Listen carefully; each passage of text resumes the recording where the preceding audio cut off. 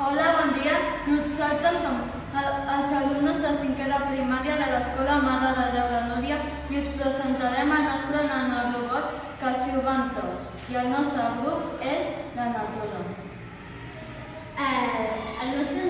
Una novel·la bastant interessant sobre les abelles és que si morissin, moririen les plantes, llavors moririen els herbívors, els carnívors, fins a arribar a nosaltres i seria la fi del món. El ventós, com és tan petit, no li afecta la gravetat, llavors pot anar volant.